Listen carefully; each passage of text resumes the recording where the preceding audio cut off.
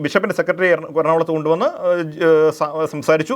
ഈ സംസാരങ്ങളുണ്ടാകുന്നത് ഇത് പറഞ്ഞ് മെസ്സേജ് അയക്കുന്നത് ഓർക്കണം, സെപ്റ്റംബർ പകുതിയോടെയാണ് ഇത് പറഞ്ഞ് മെസ്സേജ് അയക്കുന്നത്. ബിഷപ്പിൻ്റെ സെക്രട്ടറിയെ കൊച്ചിയിലെത്തിച്ച് ബിഷപ്പിന് വേണ്ടിയിട്ട് ഹൈക്കോടതി ജഡ്ജിയെ സ്വാധീനിക്കുന്നു എന്ന് പറയുന്നത് ഒക്ടോബർ 3-ന്, ഏതാണ്ട് 2 ആഴ്ചകളിൽ ഒക്ടോബർ 3-ന് 3-ാം തവണ ജാമ്യാപേക്ഷ പരിഗണിച്ചുകൊണ്ട് ഹൈക്കോടതി ദിലീപിന് ജാമ്യം കൊടുക്കുന്നു. ഒക്ടോബർ 3-നാണെന്ന് ഓർക്കണം. അതിന് തൊട്ട് മുമ്പാണ് 14-ാം തീയതി 19-ാം തീയതിയൊക്കെ ആയിട്ടാണ് ഈ ബിഷപ്പിനെ ഉപയോഗിച്ചുള്ള ശ്രമങ്ങൾ നടത്തുന്നത്. അപ്പോൾ ജാമ്യം കിട്ടിക്കഴിഞ്ഞ ഉടൻ തന്നെ ബാലേന്ദ്രകുമാർ പറയുന്നു, ഞാനിങ്ങനെ പലരോട് പറഞ്ഞ് കാര്യം സാധിക്കാൻ വേണ്ടി പണം ഓഫർ ചെയ്തിട്ടുണ്ട്, അവർക്കെല്ലാം കൊടുക്കേണ്ടതുണ്ട് എന്ന് പറഞ്ഞ് ഒരു ലിസ്റ്റ് ആദ്യം കൊടുക്കുന്നുണ്ട്. അതിൽ ബിഷപ്പുണ്ട്, ജഡ്ജിയുണ്ട്. ഇവർക്ക് ജഡ്ജിക്കും കൊടുക്കാനുണ്ടെന്ന് ബിഷപ്പ് പറഞ്ഞിട്ടുണ്ടെന്ന് പറഞ്ഞാണ് പണം ചോദിക്കുന്നത്.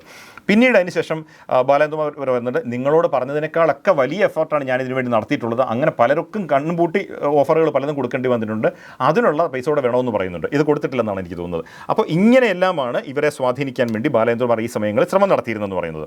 ഈ പണം ഓഫർ ചെയ്തു, പണം വാങ്ങിയെന്ന് പറയുന്നുണ്ട്. ഇതിനെക്കുറിച്ച് ഇത്തരത്തിൽ സാമ്പത്തിക ഇടപാട് നടന്നിട്ടുണ്ടോ?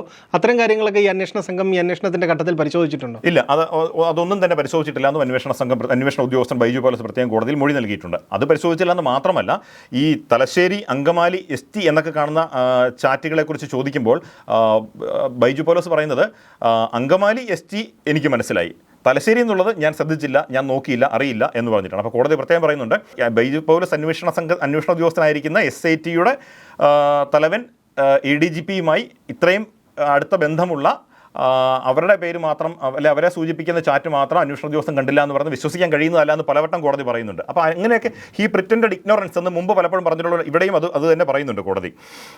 മാത്രമല്ല പിന്നീട് ചോദിക്കുന്നുണ്ട്, ഈ പലർ ജഡ്ജിമാർക്ക് പണം നൽകി, അങ്ങനെ ബിഷപ്പിന് പണം നൽകി ഇതിലെല്ലാം പറയുന്നുണ്ടല്ലോ.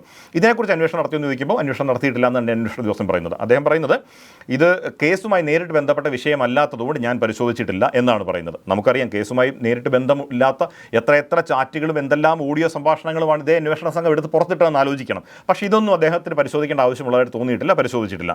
പക്ഷേ കോടതി അതിൽ വിശദമായിട്ട് ഇതിനെക്കുറിച്ചെല്ലാം പറയുന്നുണ്ട്.